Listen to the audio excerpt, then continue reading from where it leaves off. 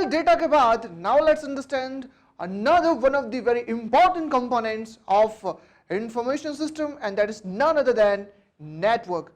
Why network is important? Let's take an example. एक दिन ऐसा हुआ कि कंपनी ने एक मेल भेजा और उस मेल में काफी कॉन्फिडेंशियल इंफॉर्मेशन दी किसी प्रोजेक्ट के बारे में.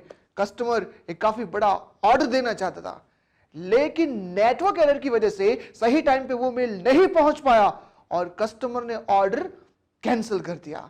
देखिए, अगर हम बात करें बैंक की, तो अगर बैंक में किसी एक ब्रांच का अगर नेटवर्क सही तरीके से काम नहीं कर रहा है, तो उस ब्रांच में बैंक से रिलेटेड कोई काम नहीं हो सकता. ना तो कोई अकाउंट ओपन हो सकता है, ना तो कोई लोन सैंक्शन हो सकती है, और ना ही कोई कैश विड्रॉ हो सकती है, और ना ही कैश डिपॉजिट हो सकती है. तो देखिए, बिजनेस में कंप्यूटर नेटवर्क काफी इंपॉर्टेंट है. उसके बिना बिजनेस चलाना बेहद मुश्किल है. अगर हम बात करें अगेन इस ऑनलाइन चलने वाले बैंकिंग सिस्टम की, जरा सोचिए, अगर एक दिन कंप्यूटर का नेटवर्क नहीं चल रहा है तो पूरे का पूरा बैंकिंग सिस्टम काम नहीं कर पाएगा. अब सवाल यह है कि आखिरकार ऐसा कंप्यूटर नेटवर्क बनता कैसे है, means what are the components of computer network. तो देखिए, सबसे पहले हमें चाहिए टर्मिनल्स. टर्मिनल्स मतलब, देखिए, टर्मिनल्स में दो डिवाइसेस होती है. सबसे पहला जो डेटा को सेंड करता है, जो डिवाइस डेटा को सेंड करता है उसे हम कहते हैं ट्रांसमीटर, एंड दूसरा टर्मिनल दूसरे एंड पे जो उस सेंड किए हुए डेटा को रिसीव करता है. तो यहां पे ट्रांसमीटर एंड रिसीवर, ये दो डिवाइसेस टर्मिनल्स मानी जाती है. लेकिन आखिरकार ये डेटा सेंड एंड रिसीव होता कैसे है? भाई, ये दोनों डिवाइसेस कनेक्टेड होती है कम्युनिकेशन चैनल से. सो the next component is communication channels. यहां पे ध्यान रखिए कि कम्युनिकेशन चैनल्स या तो गाइडेड हो सकती है या अनगाइडेड. आप कहेंगे भाई ये क्या होता है?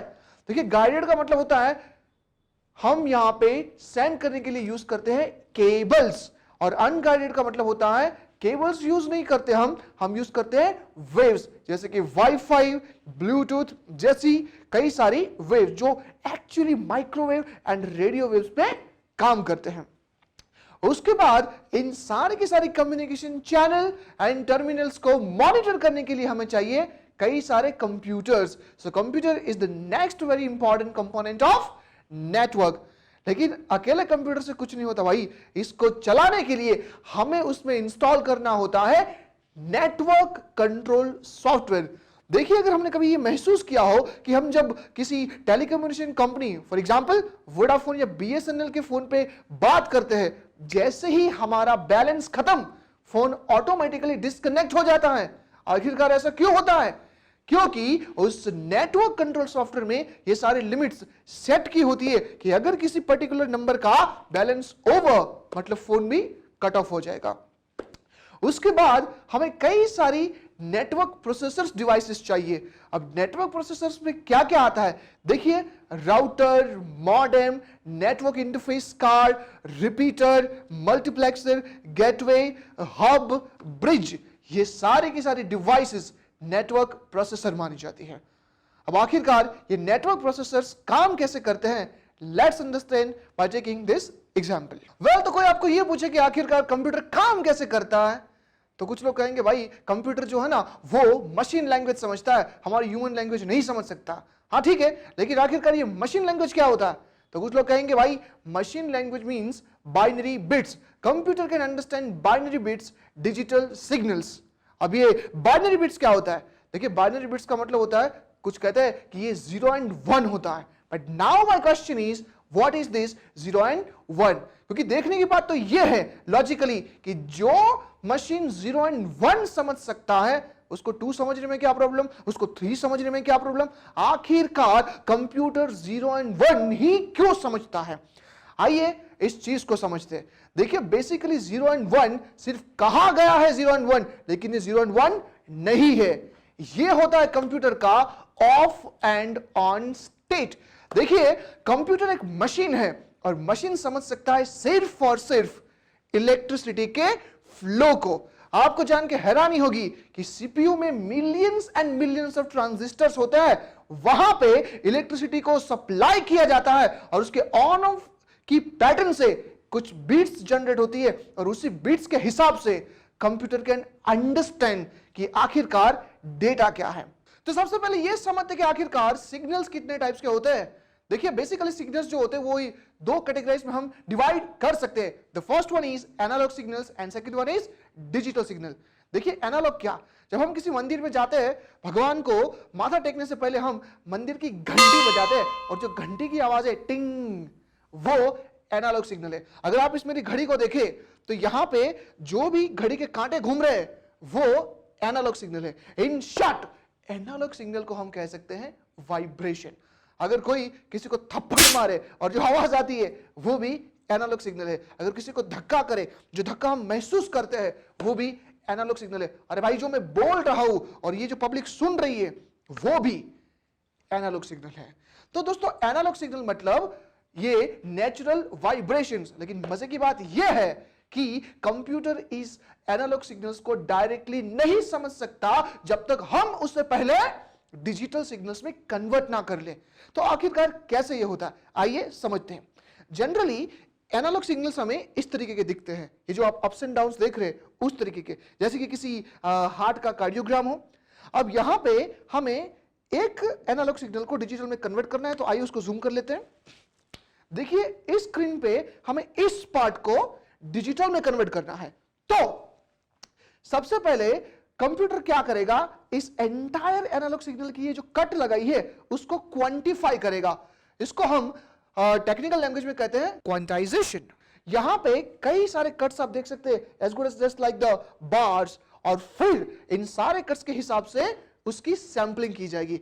देखिए इस पूरे एनालॉग सिग्नल में कई सारे बार बन गए हैं। ये हर एक बार को हमें डिजिटल में कन्वर्ट करना है। कैसे करेंगे? एग्जाम्पल के तौर पे हम मान लेते हैं कि हमारा कंप्यूटर 4 बिट्स पे काम करता है। अब 4 बिट्स का मतलब क्या हुआ, ऑन ऑफ का अगर हम कॉम्बिनेशन देखें तो हमारे पास 4 बिट्स के हिसाब से इतने सारे कॉम्बिनेशंस हो सकते हैं। आप देख सकते हैं कि 1 से लेके अगर आप काउंट करें तो देयर आर 16 डिफरेंट कॉम्बिनेशंस। यहां पे हम 4 टाइम्स 0 को 0 मान लेते हैं। मतलब अगर इलेक्ट्रिसिटी इस 4 टाइम तक ऑफ रहती है तो कंप्यूटर उसको 0 समझ लेगा। अगर ये 0 0 0 1 है तो कंप्यूटर उसको 1 समझेगा। उसके बाद ये 0 0 1 0 है तो कंप्यूटर उसको 2 समझ लेगा। उसके बाद ये 0 1 0 0 है, मतलब ऑफ ऑन ऑफ ऑफ, तो कंप्यूटर उसको 3 समझ लेगा।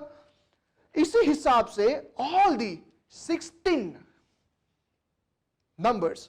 अब हमने यहां पे जो सैंपलिंग की है उसके बार चार्ट के हिसाब से उसको नंबर दिया जाएगा। जैसे कि ये सबसे छोटा लेवल जो बेस को टच कर रहा है उसका कोई बार चार्ट है ही नहीं तो हम उसको 0 दे देंगे। ये उससे थोड़ा बड़ा है तो उसको 1 दे देंगे। ये उससे और भी ज्यादा बड़ा है तो उसको 4 दे देंगे। उसी तरीके से जो पिक पे है, सबसे ऊंचा है, उसको हम 15 नंबर देंगे। तो अब हमारे पास entire series of bars ready है। अब क्या करना होगा, देखिए उसकी जो सीरीज बनी है उसे हमें सबसे पहले पिकअप करना होगा और पिकअप करने के बाद उस सीरीज को इस 4 बिट्स के कॉम्बिनेशन के हिसाब से बिट्स में कन्वर्ट करना होगा। फॉर एग्जांपल हमारे पास ये जो 0 है उसका बिट होगा 0 0 0 0। ये हमारे पास जो 15 है उसका कोड होगा 1 1 1 1। और इसी तरह से हमारे पास ऑन एंड ऑफ का कॉम्बिनेशन तैयार है। अब हम बात करते हैं कि आखिरकार इस बिट्स को कैसे आगे भेजा जाएगा।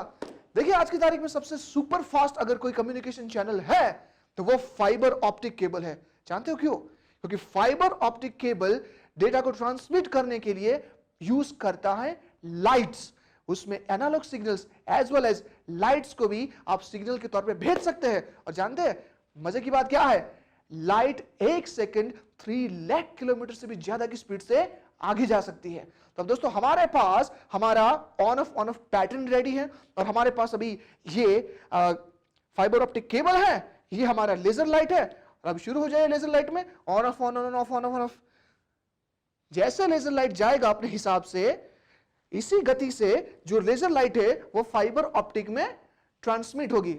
और सबसे बढ़िया चीज है फाइबर ऑप्टिक की कि यहां पे लाइट पास नहीं होती, लाइट पास थ्रू नहीं होती। मतलब अगर कोई हर्डल आया तो लाइट उसी तरीके से मूव हो जाएगी। तो इस तरीके से ये सारे के सारे ऑन ऑफ एक ट्रांसमीटर से रिसीवर तक पहुंचेंगे। अब क्या होगा, अब जैसे हमने एनालॉग से यहां पे डिजिटल में कन्वर्ट किया, उसी तरीके से वहां पे रखी हुई कोई डिवाइस इस डिजिटल सिग्नल्स को एक्सेप्ट कर दोबारा एनालॉग सिग्नल में उसको कन्वर्ट करेगी और इस तरीके से हम सुन सकते हैं हमारे गाने, हमारे साउंड्स, हम देख सकते हैं इमेजेस, हम देख सकते हैं कई सारे वीडियोस। एक बात ध्यान रखिए कि जितना माइक्रो लेवल का अगर आप क्वांटाइजेशन करते हैं उतने ही यहां पे आपको क्वालिटी ज्यादा मिलेगी। कभी हमने देखा है कि अगर 128p पे हम वीडियो को चलाते हैं तो क्वालिटी काफी इंफीरियर होती है। क्यों? क्योंकि वहां पे बार्स ज्यादा बड़े बड़े होते हैं, बार्स ज्यादा बड़े होते हैं तो बिट्स भी कम लगेगी। अगर भैया किसी फाइल की बिट्स कम है तो ऑब्वियसली क्वालिटी कम आने वाली है। लेकिन अगर उसको और माइक्रो लेवल पे हम कट लगाए तो दोस्तों ये 720p या 1080p यानी कि HD लेवल तक भी जा सकती है और इसी तरीके से डेटा एक जगह से दूसरी जगह पे ट्रांसमिट होता है। तो हमने ये जाना कि आखिरकार डेटा ट्रांसमिट कैसे होता है। अब जानते हैं कि 1 GB में कितनी सारी बिट्स होती है। देखिए हम बात करें कि 8 बिट्स जब हम कंबाइन करें तो वो बनता है 1 बाइट। जैसे हम 1024 बाइट्स को कंबाइन करते हैं तो वो बनता है एक 1 किलोबाइट, हम उसे 1 KB भी कहते हैं। जब 1024 KBs हम कंबाइन करते हैं तो वो बनता है 1 मेगाबाइट और जब 1024 MBs को हम कंबाइन करते हैं तब बनता है वो 1 GB। तो अगर हम इस पूरे की पूरी 1 GB को कैलकुलेट करें बिट्स में तो वो बनती है ऑलमोस्ट अराउंड 858.99 करोड़। तो दोस्तों 1 GB में कम से कम 859 करोड़ जितने ऑन ऑफ के बिट्स होते हैं। जब आप 1 GB का मूवी देखते हैं तो हमारा कंप्यूटर का processor 859 crore time on off करता है। तो जरा सोचिए कितनी मजेदार बात है ये। देखिए कंप्यूटर में हर चीज इसी इलेक्ट्रिसिटी ऑन ऑफ के ऊपर बनी होती है, चाहे वो इमेजेस हो, चाहे वो साउंड हो, चाहे वो फोल्डर हो, चाहे वो वीडियोस हो, हर चीज सिर्फ 0 और 1 से ही बनती है। अब आइए समझते हैं कि आखिरकार एक कंप्यूटर नेटवर्क कैसे काम करता है। जब हम किसी को इंटरनेट के जरिए फाइल भेजते हैं तो आखिरकार इनसाइड द केबल्स क्या होता है। देखिए सबसे पहले जब हम किसी फाइल को भेजना चाहते हैं आपको क्या लगता है वो एट अ टाइम जाएगी? नहीं, सबसे पहले फाइल यहां पे डिस्ट्रीब्यूट हो जाएगी, सेग्रीगेट हो जाएगी छोटे छोटे पीसेस में। पूरी की पूरी फाइल नहीं जाती, ध्यान रखिए यहां पे ये छोटे छोटे पीसेस में सबसे पहले डिवाइड हो जाती है। फिर हमारे कंप्यूटर के www प्लेटफॉर्म में एक छोटा सा प्रोटोकॉल है जिसे हम कहते हैं TCP, मतलब ट्रांसमिशन कंट्रोल प्रोटोकॉल। ये इन सारे के सारे छोटे छोटे पीसेस को लेयरिंग कर देता है। क्या मतलब हुआ लेयर का? लेयर का मतलब होता है उसको जिप कर देता है या हम ये कहीं कंप्रेस कर देता है, या सबसे बढ़िया वर्ड अगर यूज करूं मतलब एनक्रिप्ट कर देता है, ताकि कोई भी हैकर अगर इस छोटे छोटे पीसेस को डाउनलोड करे तो सबसे पहले उसको समझ में ही ना आए कि आखिरकार क्या डेटा था। तो यहां पे एनक्रिप्शन होता है। ये एनक्रिप्टेड पीसेस ऑफ डेटा को हम टेक्निकल लैंग्वेज में कहते हैं पैकेट्स। ध्यान रखिए एग्जामिनेशन पर्सपेक्टिव के लिए बेहद इंपॉर्टेंट, उससे हम कहते हैं पैकेट। मतलब पैकेट ये नेटवर्क में सबसे छोटा डेटा यूनिट होता है। वंस अगेन रिमेंबर, सबसे स्मॉल डेटा यूनिट होता है। अब देखिए भाई हमारे कई सारे पैकेट्स यहां पे रेडी है फॉर ट्रांसमिशन। अब एक और प्रोटोकॉल होता है जिसको हम कहते हैं आईपी, मतलब इंटरनेट प्रोटोकॉल। वो इन सारे के सारे पैकेट्स पे एक हेडर लगा देगा। क्यों हेडर लगा रहा है? अरे भाई पैकेट तो बन गया लेकिन पता तो होना चाहिए कहां पे जाना है। बस जा रही है लेकिन डेस्टिनेशन ही पता ना हो, उस बस का क्या काम। तो यहां पे आईपी जो है यानी कि इंटरनेट प्रोटोकॉल, वो इन सारे के सारे पैकेट्स पे हेडर लगाएगा। हेडर में क्या होगा? इस 3 तरीके की इंफॉर्मेशन हेडर कंटेन करता है। सबसे पहला है packet ID, second is sender's IP address and the next one is receiver's IP address. जब इतना प्रोसेस हो जाता है भैया, मतलब अब हमारा ये जो डेटा पैकेट है वो मूव करने के लिए रेडी है। चलिए अब इसको डाल दीजिए इंटरनेट की दुनिया में। पर कैसे करोगे? धक्का लगाओगे क्या? बिल्कुल नहीं। हमारे पास एक काफी इंपॉर्टेंट, काफी बेहतरीन डिवाइस है और उस डिवाइस का नाम है राउटर। कुछ लोग उसे रूटर भी कहते हैं। ध्यान रखिए राउटर ही वो डिवाइस है जो सारे के सारे डेटा को सोर्स से लेके डेस्टिनेशन तक पुश करता है, उसको रास्ता दिखाता है, उसको रूट दिखाता है कि आखिरकार डेटा कहां से जाना है, किस कम्युनिकेशन चैनल से जाना है। ध्यान रखिए अपने थ्रू आउट द जर्नी में ये डेटा पैकेट्स कई सारे राउटर से होके जाते हैं। ऐसा नहीं है कि एक बार आपके कंप्यूटर से डेटा गया तो मतलब ये कहीं और पास थ्रू ही नहीं होगा, ऐसा बिल्कुल नहीं है। हमारा डेटा वर्ल्ड के कई सारे different router and communication channel से होके जाएगा। हो सकता है किसी का डेटा दुबई के होके जाए, किसी का डेटा सिंगापुर से जाए, किसी का अफ्रीका से, किसी का पाकिस्तान से होके जाए। अब होगा ये कि यहां पे देखो कि जो ट्रांसमीटर है, डेटा भेजने वाला, उसके एंड से प्रोसेस खत्म। अब हम बात करते हैं कि रिसीवर के कंप्यूटर में क्या होगा। तो सबसे पहले ये सारा का सारा जो पैकेट्स है वो अक्यूमुलेट होगा और वो जो हमारा रिसीवर है उसके नेटवर्क में एंटर होगा। लेकिन रिसीवर के नेटवर्क में सबसे पहले लगा होगा फायरवॉल। अब ये क्या होता है भाई, इसको हम कह सकते हैं पैकेट फिल्टर्स। क्या कभी आपने देखा है कि जब हम किसी ऑर्गेनाइजेशन में काम करते हैं या हम यूनिवर्सिटी में पढ़ते हैं तो फेसबुक, व्हाट्सएप जैसी वेबसाइट्स हमें एक्सेस करने को नहीं मिलती इवन तो internet is working. Do you know why? क्योंकि फायरवॉल में ऐसे पैकेट सेटिंग किए होते हैं कि इन वेबसाइट्स के पैकेट्स को वो नेटवर्क में एंटर ही ना करवा दे। जैसे ही आप उस facebook.com की वेबसाइट को टाइप करो, पैकेट्स तो आता है लेकिन वो फायरवॉल उसे ब्लॉक कर देता है। जब तक एडमिन उसे अनब्लॉक नहीं करता तब तक वो पैकेट्स नेटवर्क में एंटर हो ही नहीं सकते। तो एक बार फायरवॉल का फिल्टर अगर पास हो गया उसके बाद डेटा पहुंचेगा हमारे रिसीवर के कंप्यूटर में। वहां पे अब रिवर्स प्रोसेस होगा। सबसे पहले राउटर जो है वो सारे के सारे हेडर्स को रिमूव करेगा, उसके बाद उन सारे के सारे पैकेट्स को वो पैकेट आईडी के हिसाब से अरेंज करेगा, फिर उसको डिक्रिप्ट करेगा। जो पैकेट की लेयर लगाई गई थी उसको वहां से निकाला जाएगा और अब जो बचता है वो है हमारा डेटा पीसेस। उन सारे के सारे डेटा पीसेस को अक्यूमुलेट किया जाएगा और देखिए भाई, आ गई हमारी फाइल हमारे मेल के इनबॉक्स में या आ गई हमारी फाइल हमारे डाउनलोड के फोल्डर में। इसी तरीके से एक नेटवर्क काम करता है। देखिए कभी कभार एग्जाम में यह पूछा जाता है कि जब हम डेटा पैकेट्स को रिसीव करते हैं, जब तक डेटा पैकेट्स रिसीव होके अक्यूमुलेट होता है तब तक कंप्यूटर एक टाइम लेता है प्रोसेस करने के लिए। उस प्रोसेसिंग टाइम को क्या कहते हैं? तो ध्यान रखिए, उस प्रोसेसिंग टाइम को हम कहते हैं बफरिंग।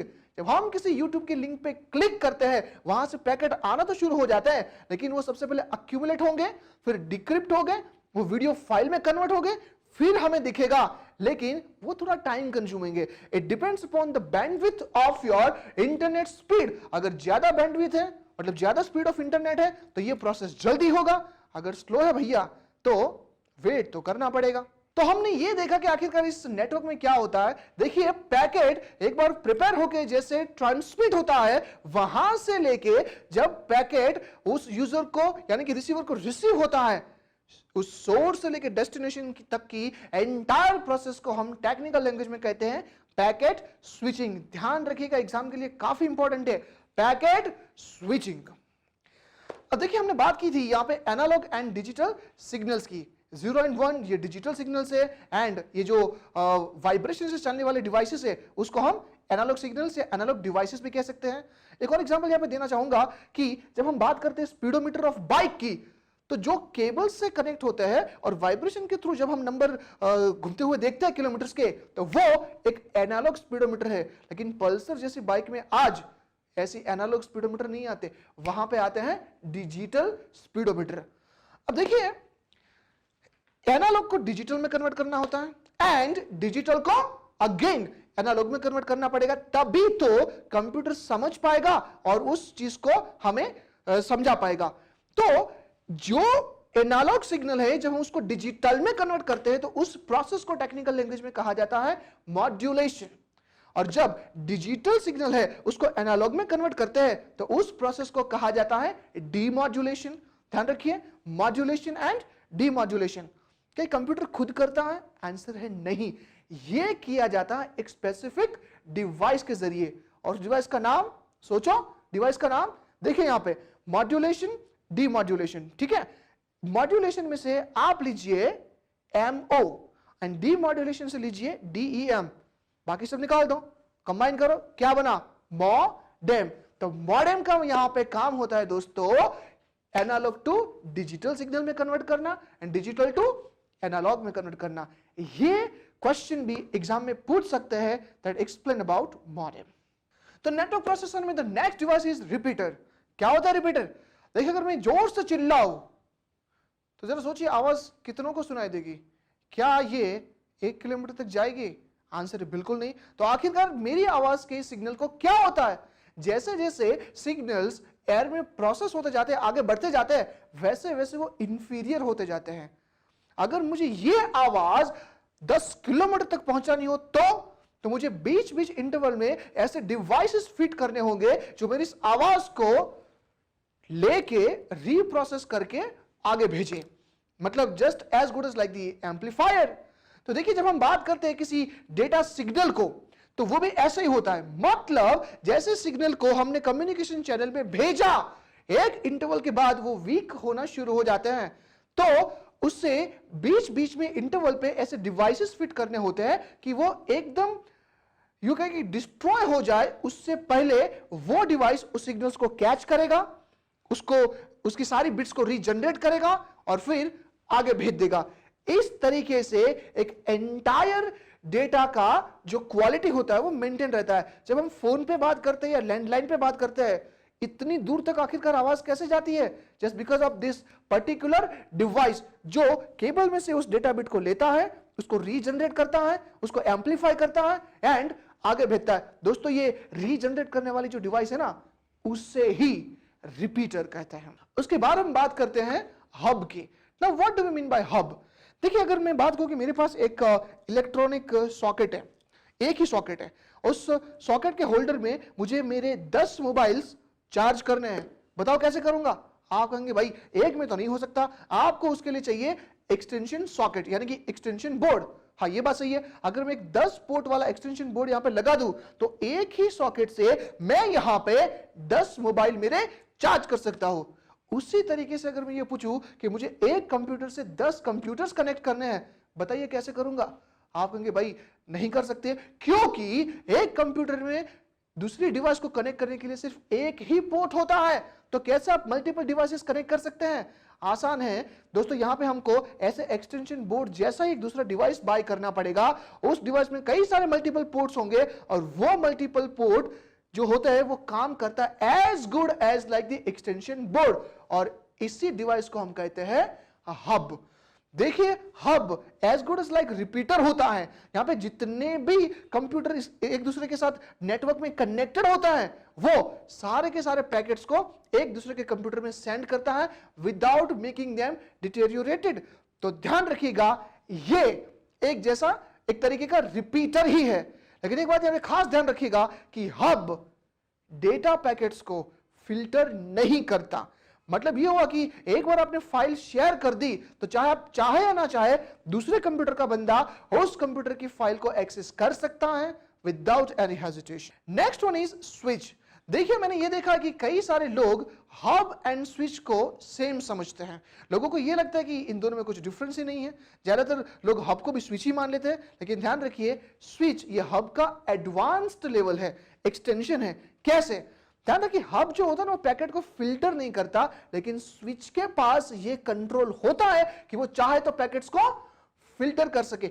मतलब ये हुआ कि हब में आप ये रिस्ट्रिक्शन नहीं डाल सकते कि कुछ डिवाइस सिर्फ सिलेक्टिव डिवाइसेस के साथ ही कम्युनिकेशन करे, लेकिन स्विच में ये पॉसिबल है। अगर स्विच में हम ये सेटिंग डाल दे कि भैया 5 कंप्यूटर सिर्फ इस 2 कंप्यूटर के साथ ही कम्युनिकेशन करने चाहिए, तो ये दूसरों के साथ कम्युनिकेशन नहीं कर सकता। दूसरी बात ध्यान रखिए कि हब का अपना इंडिपेंडेंट कोई आईपी एड्रेस या मैक एड्रेस नहीं होता। लेकिन अगर मैं बात करूं स्विच का, तो नेटवर्क में स्विच का अपना खुद का आईपी एड्रेस होता है, अपना खुद का मैक एड्रेस होता है। आइए उसके बाद हम बात करते हैं ब्रिज की। What do we mean by bridge? देखिए, जब हम दो नेटवर्क की बात करें, मान लीजिए हमारे पास 2 लैंड्स है, एक इस बिल्डिंग में है, एक दूसरे बिल्डिंग में है। क्या हो अगर मुझे उस दोनों लैंड को आपस में कनेक्ट करना हो? एक पर्टिकुलर रूम में हम कई सारे कंप्यूटर कनेक्ट करके लैंड तो बना सकते हैं, लेकिन मुझे 2 लैंड्स को, 2 नेटवर्क्स को अगर कनेक्ट करना है तो कौन सा डिवाइस यूज करूंगा? आंसर है ब्रिज को यूज करूंगा। देखिए, ब्रिज का मतलब ही होता है ये 2 अलग अलग नेटवर्क के बीच में ब्रिज बना के उनको आपस में कनेक्ट करता है। The next concept is about MAC address. यह समझने से पहले यह समझते हैं कि क्या कभी आपने सोचा है कि हम दो अलग अलग डिवाइसेस में एक ही व्हाट्सएप यूज कर सकते हैं? आप कहेंगे नहीं भाई, व्हाट्सएप हम दो यूज नहीं कर सकते। देखिए आंसर इसका यस, हम उसको कर सकते हैं। यह समझने से पहले यह समझिए कि आखिरकार एक पर्टिकुलर डिवाइस, चाहे वो लैपटॉप हो, चाहे वो कंप्यूटर हो, चाहे वो मोबाइल हो या टैबलेट हो, वो आखिरकार यूनिक कैसे होती है, आखिरकार ये अलग अलग कैसे होती है? आंसर है just because of this MAC address. MAC का मतलब होता है यहां पे मीडिया एक्सेस कंट्रोल एड्रेस। देखिए अगर मुझे दो अलग अलग डिवाइसेस में सेम व्हाट्सएप चलाना है तो जानते हो क्या करना होगा? सबसे पहले मुझे उस सेटिंग में जाके, दूसरे मोबाइल के सेटिंग में जाके उसका मैक एड्रेस देखना पड़ेगा। फिर मैं उसमें एक मैक एडिट करने वाला सॉफ्टवेयर डाउनलोड करूंगा। उसके बाद उसका जो मैक एड्रेस है उसको रिमूव करके मेरे मोबाइल का जो मैक एड्रेस है उसमें डाल दूंगा। जानते हैं इससे क्या होगा? अब ये दोनों डिवाइसेस सेम हो गई है। कंप्यूटर किसी भी डिवाइस को उसके मैक एड्रेस से आइडेंटिफाई करता है। अब जैसे ये दोनों डिवाइसेस सेम हो गई, अब मैं क्या करूंगा, मेरे मोबाइल में जो व्हाट्सएप है वो वहां पे भी डाउनलोड करूंगा। अब मेरे रजिस्टर्ड मोबाइल नंबर पे एक ओटीपी आएगा जो उधर डाल दूंगा। तो दोस्तों विदाउट एनी हेजिटेशन मेरे दोनों मोबाइल में सेम नंबर से व्हाट्सएप दिखेगा। मतलब क्या कि अगर मैं यहां से मैसेज भेजूं तो सेंट वहां पे भी दिखाएगा, अगर किसी का मैसेज मुझे इस मोबाइल पे आता है तो वहां पे भी दिखेगा। तो दोस्तों ये होता है कमाल मैक एड्रेस का। कभी कभार हम किसी ऑर्गेनाइजेशन में देखते हैं कि इंटरनेट को एक्सेस करने के लिए लैपटॉप या मोबाइल को कॉन्फ़िगर करवाना पड़ता है।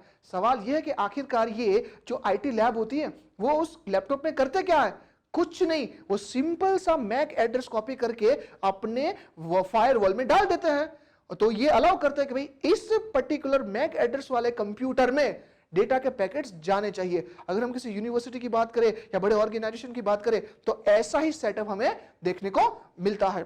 तो बेसिकली जो मैक एड्रेस होता है ना, वो कंप्यूटर के लैन कार्ड में सेव होता है। अब ये लैन कार्ड क्या होता है? देखिए लैन कार्ड को हम जानते हैं एनआईसी के नाम से भी। एनआईसी का मतलब होता है नेटवर्क इंटरफेस कार्ड। ये मैक एड्रेस मैन्युफैक्चरर खुद असाइन करता है और उसमें यह भी लिखा होता है कि आखिरकार किस मैन्युफैक्चरर ने इसको बनाया। मतलब MAC address also contains the manufacturer's identity. Next concept is about IP address, यानी कि इंटरनेट प्रोटोकॉल एड्रेस। देखिए अभी हमने मैक एड्रेस की बात की।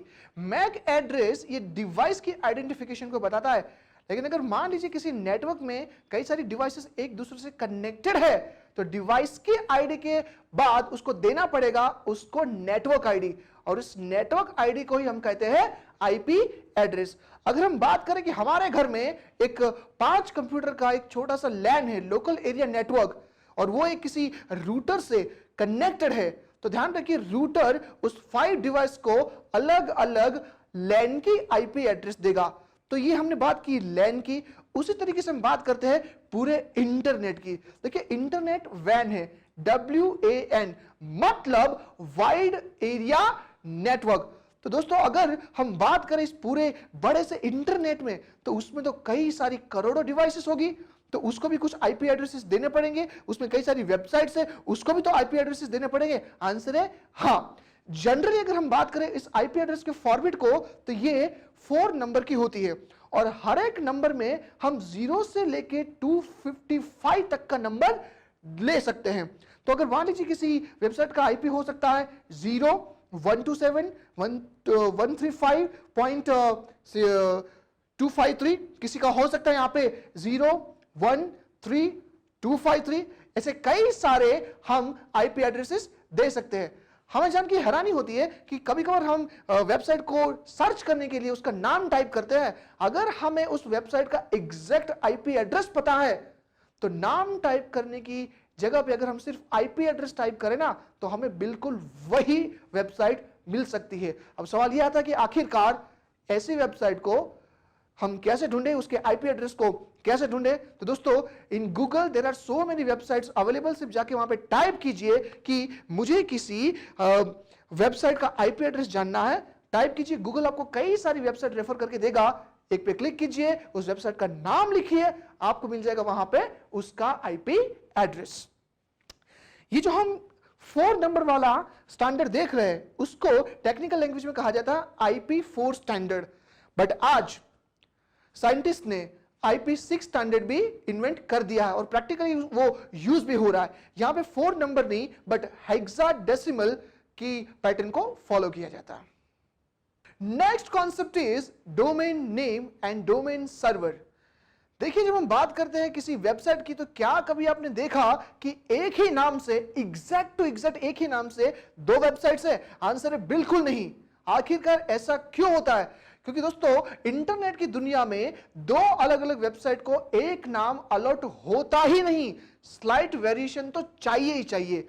तो ये जो इंटरनेट में किसी वेब सर्वर को जब नेम अलॉट किया जाता है वेबसाइट के नेम के जरिए, उस नेम को ही हम कहते हैं डोमेन नेम। एग्जाम्पल के तौर पे हमने देखा होगा www.google.com, देन www.wikipedia.org, www.icai.org और से कई सारे डोमेन नेम्स हैं। अगर हम बात करें डोमेन नेम की तो उसमें 2 पार्ट्स होते हैं। सबसे पहला वेबसाइट का नाम और दूसरा होता है TLD।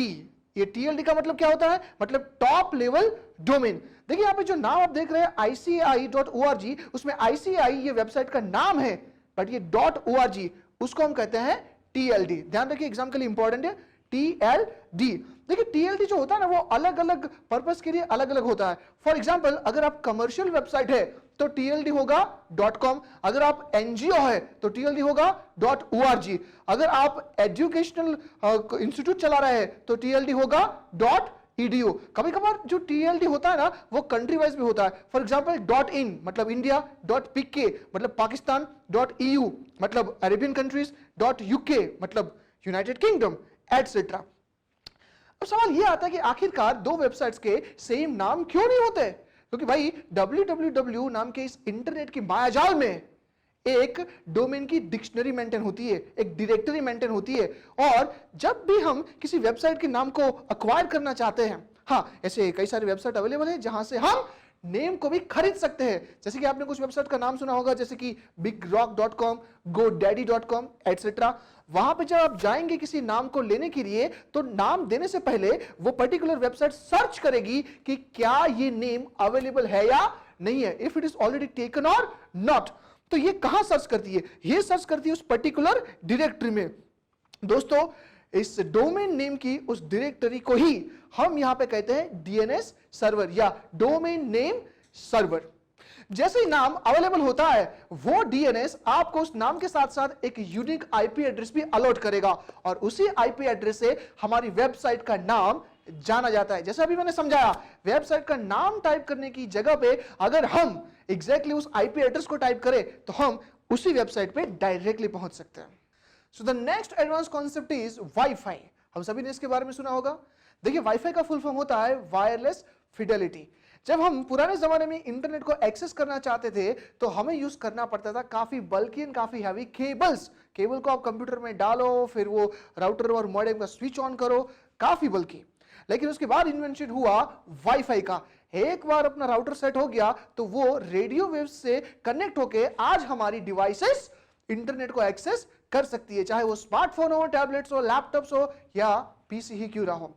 देखिए, आखिरकार ये डेवलप कैसे हुआ। इन द ईयर ऑफ 1999 पहली बार एक प्रोटोकॉल तैयार किया गया जिसका नाम था 802.11b, जिसको वाईफाई 1 के नाम से जाना जाता है। उसके बाद उसी ईयर में एक और वाईफाई प्रोटोकॉल क्रिएट किया गया वाईफाई 2 के नाम से, जिसका नाम था 802.11a।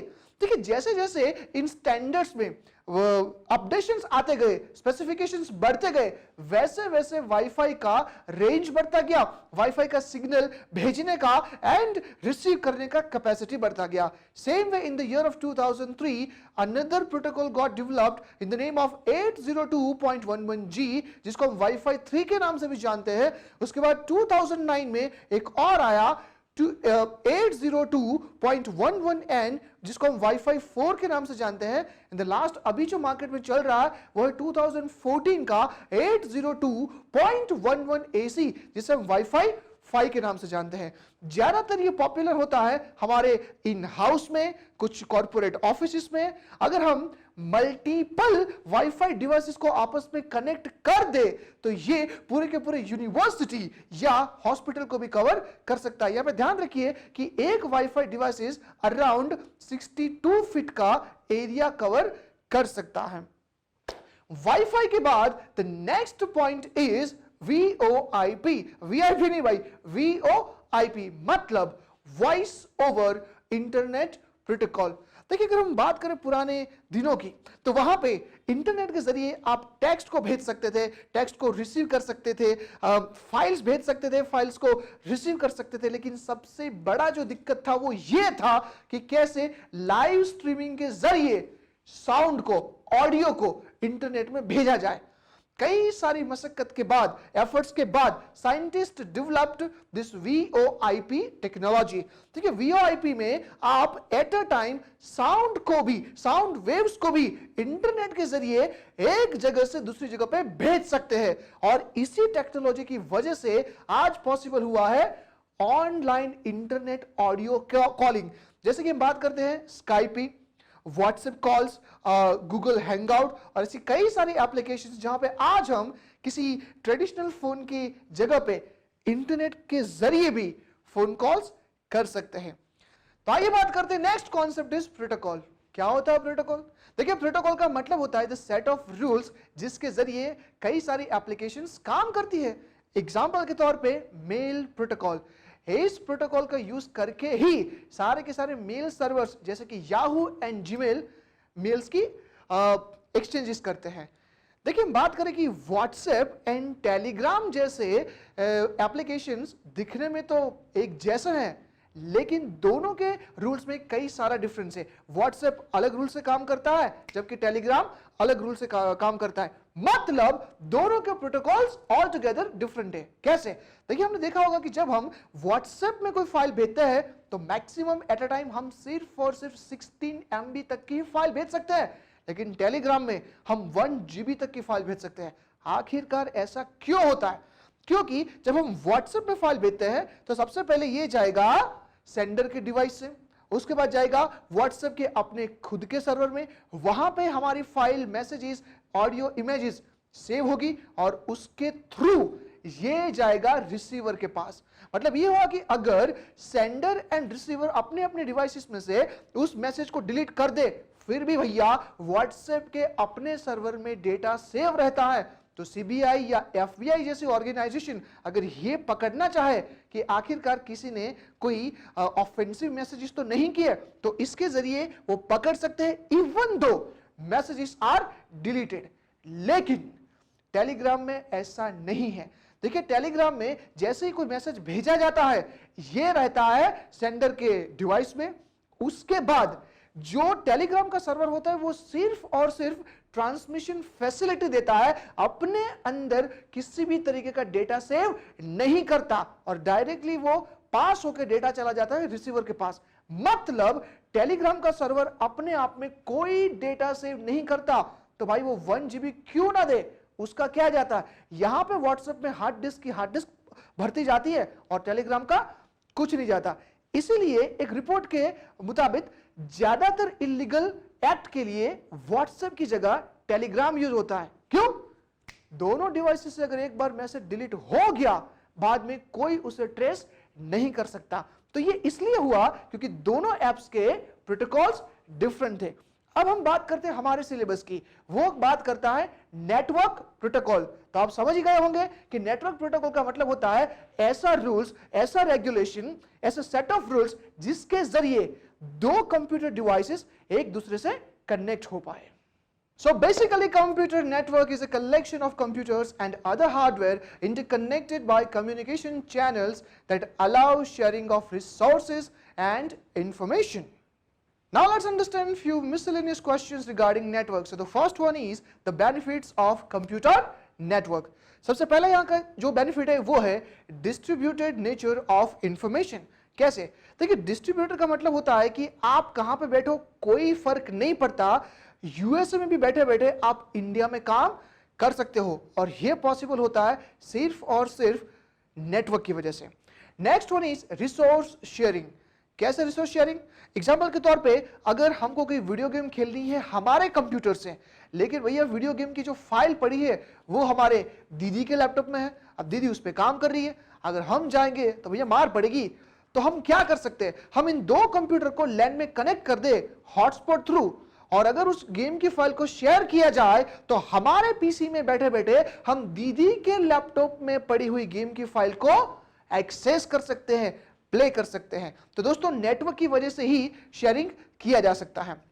एक और एग्जांपल लेते हैं और वो है प्रिंटर। देखिए अगर हमारे कंपनी में 10 कंप्यूटर्स है और उस 10 कंप्यूटर का सिर्फ एक ही प्रिंटर है, तो क्या हम एक ही प्रिंटर से उस 10 कंप्यूटर में से प्रिंटिंग ले सकते हैं? आंसर है बिल्कुल यस, प्रोवाइडेड अगर प्रिंटर नेटवर्क में हो, सारे कंप्यूटर नेटवर्क में हो और सब एक दूसरे से कनेक्टेड हो। Next one is the computational power. देखिए हम बात करते हैं कि अगर एक कंप्यूटर में 10 अलग अलग सॉफ्टवेयर इंस्टॉल्ड है तो उस पीसी में एट अ टाइम सिर्फ एक ही बंदा काम कर पाएगा, लेकिन क्या हो अगर हमें एक ही टाइम पे उस 10 सॉफ्टवेयर को यूज करना है तो सिंपल सी बात है, हमें इस सारे के सारे कंप्यूटर्स को पहले नेटवर्क में लाना होगा। एक बार सारे के सारे कंप्यूटर्स नेटवर्क में आ गए भैया, फिर हम उन सारे के सारे सॉफ्टवेयर को शेयर कर देंगे। तो एट अ टाइम हमारे इस कंप्यूटर के नेटवर्क में 10 प्रोग्राम प्रोसेस हो रहे हैं by using different processors, RAM and resources. तो दोस्तों नेटवर्क की वजह से एक ही कंप्यूटर में लोड नहीं आता, जो लोड होता है वो कई सारे कंप्यूटर में डिस्ट्रीब्यूट हो जाता है, इससे हमारी कंप्यूटेशनल पावर बढ़ती है। Next one is user communication. देखिए हम आज सब फेसबुक यूज करते हैं, व्हाट्सएप यूज करते हैं, लेकिन आखिरकार ये कम्युनिकेशन पॉसिबल कैसे हुआ? जस्ट बिकॉज ये सब कुछ ऑनलाइन नेटवर्क यानी कि इंटरनेट से कनेक्टेड है। भैया आज हम वीडियो कॉन्फ्रेंस भी कर सकते हैं, ऑडियो कॉल भी कर सकते हैं, and this has become possible just and just because of network. Next one is the reliability. Reliability का मतलब हुआ कि जो भी डेटा हमारे नेटवर्क के सर्वर में सेव है वो रिलायबल रहेगा। रिलायबल का मतलब होता है कि कोई भी अनऑथराइज्ड बंदा उस डेटा को यूज नहीं करता। देखिए नेटवर्क सिक्योरिटी इतनी टाइट होती है कि बिना आईडी एंड पासवर्ड का कोई बंदा नेटवर्क में एंटर नहीं हो सकता। So we are actually ensure कि भैया हमारा डेटा सेफ है। सो भैया एक बात तो तय है कि नेटवर्क बिजनेस की एफिशिएंसी बढ़ाता है, कई सारे नए नए इनोवेशन करने में हेल्प करता है, मैनेजमेंट इफेक्टिव बनाता है, लेकिन आखिरकार कैसे? That means what are the impacts through which the network adds value to the business. तो सबसे पहला है टाइम कंप्रेशन। देखिए अगर सारे के सारे हमारे बिजनेस मॉड्यूल्स नेटवर्क में है तो कहीं से भी कभी भी हम हमारे ऑर्गेनाइजेशन में एंट्री कर सकते हैं, तो टाइम काफी कम हो जाएगा और कम टाइम में ऑर्गेनाइजेशन ज्यादा काम कर सकता है। So the next impact is now the overcoming geographical dispersion.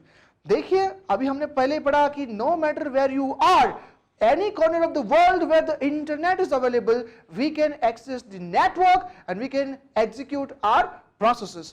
Third one is restructuring business relationships. देखिए आज नेटवर्क की वजह से ही ई कॉमर्स इतना आगे डेवलप हो पाया है। आज सप्लायर को पता नहीं कि भाई उसका कस्टमर कौन है, और कस्टमर को ये नहीं पता कि आखिरकार ये गुड्स उसको कौन दे के आया, किसी ने एक दूसरे का फेस नहीं देखा होता। आज हम बिजनेस ना सिर्फ एक लोकल एरिया लिमिट्स में लेकिन ग्लोबल तक पहुंचा सकते हैं। हमारी मैन्युफैक्चर की हुई चीजें हम अमेरिका तक भी बेच सकते हैं। तो ये सारे कुछ इंपैक्ट्स थे। Next question is what are the types on the basis of connection. तो देखिए भैया कनेक्शन के हिसाब से बेसिकली नेटवर्क के दो कैटेगरीज है। सबसे पहले connection oriented and second is connection less. क्या मतलब हुआ? देखिए कनेक्शन ओरिएंटेड का मतलब हुआ कि जब भी हम किसी भी नेटवर्क को एक्सेस करना चाहते हैं तो एक्सेस करने से पहले हमें कनेक्शन एस्टैब्लिश करना होगा, उसके बाद ही हम सारी की सारी फाइल्स, ऑडियोज, डेटा यहां से वहां ट्रांसमिट कर सकते हैं।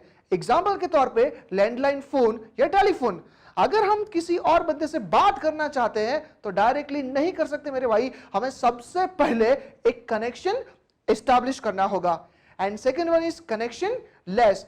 कोई कनेक्शन एस्टैब्लिश करने की जरूरत नहीं, सीधा ऑन करो और नेटवर्क हम एक्सेस कर सके, तो ऐसे टाइप ऑफ नेटवर्क को हम कहते हैं कनेक्शन लेस। एग्जांपल के तौर पे रेडियो, एक बार फ्रीक्वेंसी सेट कर दो, बात खत्म। फॉर एग्जांपल टेलीविजन, सिर्फ ऑन कर दो टीवी और हमें सारे वो प्रोग्राम मिल सकते हैं जो हम देखना चाहते हैं। Now the next question is, what are the basic issues generally we face in computer network? देखिए, इतने बड़े पैमाने में जब भी हम कंप्यूटर नेटवर्क को चलाते हैं तो कभी कभार भैया कुछ दिक्कतें भी आते हैं, कुछ इश्यूज भी आते हैं। कैसे कैसे issues? First one is the routing. देखिए, रूटिंग का मतलब होता है कि जो भी डेटा हम ट्रांसमिट कर रहे हैं वो सही तरीके से सही एड्रेस पे नहीं जाता। देखिए, पहले ऐसे लैंडलाइन और फोन में हुआ करता था कि हम फोन किसी और को कर रहे हैं लेकिन नंबर लग जाता था किसी और को। हमने टाइप तो सही किया लेकिन नंबर लग जाता था किसी और को, तो ये होता है routing problem. Next one is the bandwidth. देखिए, कभी कभार हमने ये देखा होगा कि हमारी जो इंटरनेट की स्पीड है वो है तो 40 Mbps की, लेकिन स्पीड मिल रही है सिर्फ 1 Mbps की। तो ऐसा आखिरकार क्यों हुआ? हो सकता है कि नेटवर्क में कुछ प्रॉब्लम्स आई हो और उस इश्यू की वजह से हमारी स्पीड कम हो गई हो। ध्यान रखिए, बैंडविड्थ का मतलब होता है आखिरकार नेटवर्क की स्पीड क्या है। जनरली हम नेटवर्क की स्पीड को मेजर करते हैं kbps, mbps और अब gbps में। Third is contention. कंटेंशन का मतलब यह होता है कि एक ही टारगेट डिवाइस को जब दो या उससे ज्यादा यूजर एक साथ कनेक्ट करने की कोशिश करे तो वहां पे वो डिवाइस कंफ्यूज हो जाएगी कि आखिरकार किसको हम पहले चांस दें। या तो दोनों में से दोनों फेल हो जाएंगे या दोनों में से दोनों सक्सेस हो जाएंगे। इन दोनों केसेस में यहां पे प्रॉब्लम होगी और इस प्रॉब्लम को हम कहते हैं contention. Last one is resiliency. देखिए, रीसाइलेंसी का मतलब होता है कंप्यूटर नेटवर्क की एरर हैंडलिंग कैपेसिटी। देखिए, जितनी कैपेसिटी ज्यादा अच्छी होगी उतनी ही उसकी रीसाइलेंसी कैपेसिटी ज्यादा है, वैसा कहा जाता है। देखिए, कभी कभार हमने ये देखा होगा कि इंटरनेट का जो फोन होता है या इंटरनेट कनेक्शन होता है वो डिस्कनेक्ट हो जाता है, तो यहां पे किसी इंजीनियर को नहीं बुलाया जाता, कंप्यूटर सॉफ्टवेयर ऑटोमेटिक ही उस इश्यू को हैंडल करने की कोशिश करता है। अगर कुछ इंजीनियरिंग लेवल का फॉल्ट है तभी इंजीनियर को बुलाया जाता है। मतलब यह है कि कंप्यूटर नेटवर्क खुद अपने एरर्स को हैंडल कर सकता है और इसी कैपेसिटी को कहा जाता है resiliency. Next concept is what are the network topology. तो सबसे पहले यह समझते हैं कि आखिरकार टोपोलॉजी क्या होती है। देखिए, टोपोलॉजी का मतलब होता है फिजिकल और logical structure of the computer network end nodes.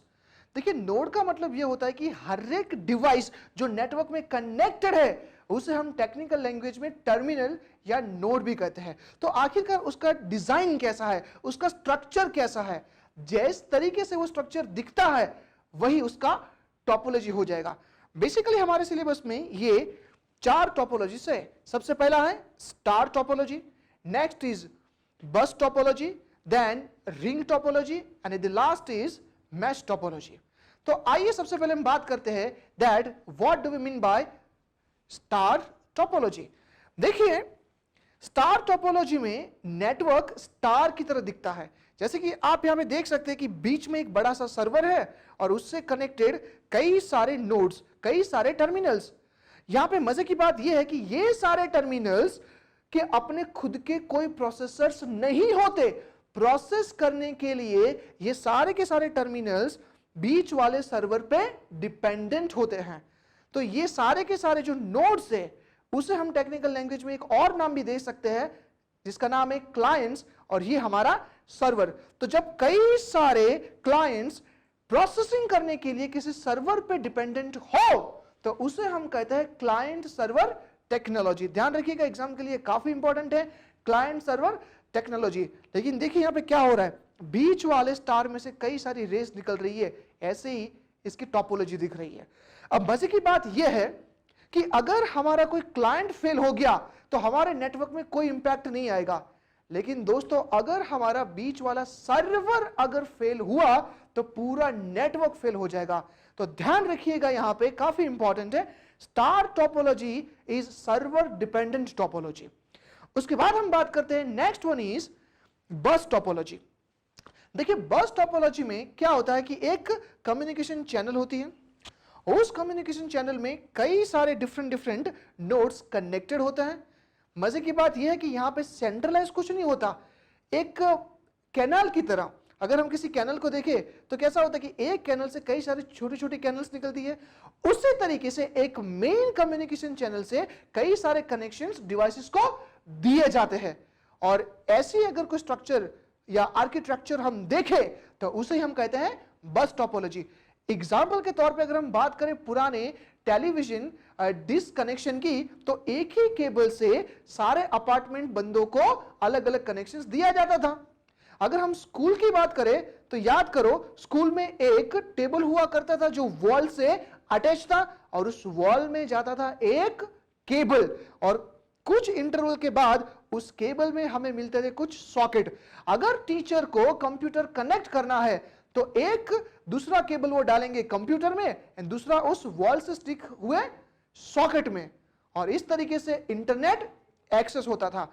तो इस तरीके की अरेंजमेंट, एक केबल कई सारे मल्टीपल कनेक्शंस, इसे ही हम कहते हैं बस टोपोलॉजी। अगर हम बात करें तो हमारा जो लैंडलाइन नेटवर्क होता है वो भी एक बस टोपोलॉजी है। लेकिन इस टोपोलॉजी की एक दिक्कत है, और वो दिक्कत ये कि अगर किसी ने किसी भी पॉइंट से उसका केबल डिस्कनेक्ट कर दिया तो इंजीनियर एंड टेक्नीशियन को ये ढूंढते ढूंढते बहुत परेशानी होगी कि आखिरकार एग्जैक्टली कौन से पॉइंट से ये डिस्कनेक्ट हुआ है। क्यों? क्योंकि कुछ डिवाइसेस चल रही होगी, कुछ नहीं चल रही होगी। एग्जैक्टली कौन से पॉइंट से ये डिस्कनेक्शन हुआ है, इसे ढूंढना आसान नहीं। Third one is ring topology. देखिए रिंग नाम से ही पता चलता है कि ये एक सर्कल होगा, इस रिंग में कई सारे डिवाइसेस कनेक्टेड हो गए एक लूप में। ध्यान रखिए बस टोपोलॉजी में कोई लूप नहीं था, एक ही केबल में सब कुछ था। लेकिन अगर हम बस टोपोलॉजी के दो कनेक्शन आपस में, दो जो एंड पॉइंट्स है उसको आपस में कनेक्ट कर दे तो एक रिंग फॉर्म होगा, और ऐसी टोपोलॉजी को हम कहेंगे ring topology. So I can say that ring topology is the extension of बस टोपोलॉजी। अब आइए बात करते हैं सबसे इंपॉर्टेंट और सबसे कॉम्प्लेक्स स्ट्रक्चर की। देखिए कभी कभार एग्जाम में यह भी पूछते हैं कि ऐसे स्ट्रक्चर के बारे में शॉर्ट नोट लिखिए जो आर्मी में यूज होता है, डिफेंस में यूज होता है। देखिए इस स्ट्रक्चर में हमारे पास कई सारे नोड्स होते हैं, कई सारे कंप्यूटर, और मजे की बात यह है कि सारे के सारे कंप्यूटर्स एक दूसरे से कनेक्टेड होते हैं। मतलब अगर हम बात करें पहले नोड की तो ये बी के साथ भी कनेक्टेड है, सी के साथ भी कनेक्टेड है, डी के साथ भी कनेक्टेड है, ई के साथ भी कनेक्टेड है, एफ के साथ भी कनेक्टेड है। उसी तरीके से ये जो बी है वो भी दूसरे सारे कंप्यूटर से कनेक्टेड होगा। अब आखिरकार ऐसा स्ट्रक्चर की क्या जरूरत है? देखिए यहां पे अगर कोई एनिमी ए एंड बी का कनेक्शन काट देता है फिर भी ए डी के थ्रू कम्युनिकेशन भेज सकता है, ए डी को भेजेगा, डी सी को भेज सकता है, ए एफ को भेजेगा, एफ ई को भेज सकता है। तो अगर दो डिवाइस के बीच में कनेक्शन कट हो गया फिर भी multiple ways are available to send the data. और दोस्तों आर्मी में डेटा एंड इंफॉर्मेशन एक्सचेंज काफी इंपॉर्टेंट है। अगर कम्युनिकेशन 100% कोलैप्स हो गया तो वॉर नहीं जीती जा सकती। हालांकि ध्यान रखिए ये जो स्ट्रक्चर है वो डिजाइन करने में काफी कॉम्प्लेक्स है एंड काफी एक्सपेंसिव है। ये स्टार टोपोलॉजी की तरह नहीं है कि एक सर्वर डाल दो और मल्टीपल कनेक्शंस दे दो, ऐसा नहीं। हर एक डिवाइस एक दूसरे से कनेक्टेड होती है। ऐसे स्ट्रक्चर को हम कहते हैं मैश टोपोलॉजी। अब आइए बात करते हैं ट्रांसमिशन मोड्स की। तो बेसिकली नेटवर्क में होते हैं ये तीन तरीके के ट्रांसमिशन मोड्स। सबसे पहला है simplex transmission, second is half duplex and third is full duplex. देखिए सिंपलेक्स में क्या होता है कि जो नेटवर्क में कम्युनिकेशन होता है वो सिर्फ वन वे होता है, मतलब सिर्फ डेटा ट्रांसमिट होगा, सामने से कुछ रिसीव नहीं होगा। एग्जाम्पल के तौर पे टेलीविजन ब्रॉडकास्टिंग या रेडियो ब्रॉडकास्टिंग, यहां पे अगर मान लीजिए हमारा फेवरेट क्रिकेट प्लेयर अच्छी तरीके से रन नहीं बना रहा है और अगर हम उसको अब्यूज भी कर दे तो भी वो सुनने वाला नहीं है, क्योंकि यहां पे ट्रांसमिशन वन वे होगा। In half duplex two way communication होगा, मतलब यहां पे डेटा सेंड भी कर सकते हैं, रिसीव भी कर सकते हैं, लेकिन सिर्फ एक ही कम्युनिकेशन चैनल पे एट अ टाइम दोनों चीजें साथ में नहीं हो सकती। अगर दोनों चीजें साथ में की तो यह नेटवर्क एरर हो जाएगा। जैसे कि वॉकी टॉकीज। देखिए कभी आपने ये सोचा कि आखिरकार वॉकी टॉकीज में सेंटेंस खत्म करने के बाद हम ओवर क्यों बोलते हैं? क्यों भाई, मजा आ रहा है? बिल्कुल नहीं, क्योंकि ओवर बोलेंगे तभी तो सामने वाले को पता चलेगा कि अब मुझे बोलना है। अगर दोनों बंदे एट अ टाइम बोलेंगे तो ये हाफ डुप्लेक्स टेक्नोलॉजी है, इससे पूरे का पूरा कम्युनिकेशन फेल हो जाएगा। Last but not the least is full duplex. आप समझ ही गए होंगे कि यहां पे at a time data receive भी किया जाता है एंड डेटा सेंड भी किया जाता है। एग्जाम्पल के तौर पे mobile phones and landline at a time जितना भी बोलना हो बोलो, कोई एरर नहीं आती। अब आइए बात करते हैं आखिरी कंपोनेंट ऑफ इंफॉर्मेशन सिस्टम। देखिए अगर हमारे पास काफी महंगा हार्डवेयर है, सॉफ्टवेयर है, डेटा है, नेटवर्क भी है, लेकिन भाई अगर उसको काम करने वाले कोई पीपल नहीं है तो क्या काम बनेगा? बिल्कुल नहीं। So people is equally important feature and component in information system. So the next component over here is people.